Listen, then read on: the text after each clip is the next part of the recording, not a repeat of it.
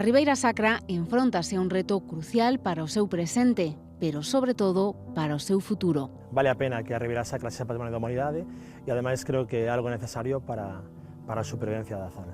Hai anos que levan escoitando a posibilidade de converterse en Patrimonio da Humanidade pola UNESCO, só que agora o soño pode estar máis cerca. Temos que ser conscientes de que estamos aquí, nesta terra privilexiada, temos a oportunidade de ser Patrimonio da Humanidade e temos que facer un percorrido longo, denso, difícil, a vez que fermoso, de realización e que vai ser un traballo que vai quedar para moitas xeracións. Non podemos ver o resultado para mañá nin ser resultadistas, temos que ser generosos ca terra. O recoñecemento internacional tamén esperta dúbidas. Isto xa é patrimonio da humanidade. O turismo non o é todo, porque senón nos podemos quedar co sello e non ter todo o demais. Podemos caer no risco de convertir un patrimonio da humanidade sen humanidade. Que non vai a ser un traxe que non nos permita respirar e, por tanto, en vez de ser un beneficio, pois faga o efecto contrario. Para manter a paisaxe necesitase que a xente viva dignamente desa paisaxe. Están preparados para asumir a chegada de máis turistas e para levar a cabo os requisitos que a UNESCO lles poida pedir a cambio. Oye, e todos os postes que hai galvanizados vai ser obrigatorio poñelos de madeira.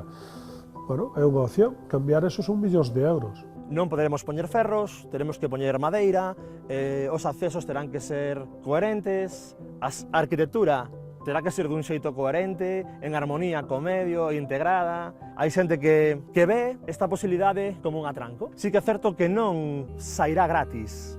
A complexidade do territorio, 24 concellos repartidos en dúas provincias nas que hai unhas 2.500 hectáreas de viñedos, o corazón da súa paisaxe, únese un problema común a toda a Galicia interior, o despoboamento. A muralla de Lugo ou a Torre de Hércules é declarar un edificio patrimonio. Isto é un amplio terreno de miles de propietarios que teñen que seguir vivindo dignamente do seu traballo nese territorio. Na Ribeira Sacra apenas habitamos 60.000 habitantes. Pode facer moito ben para que a xente tamén, sobre todo a xente nova, vexa que hai posibilidades e espazos de futuro.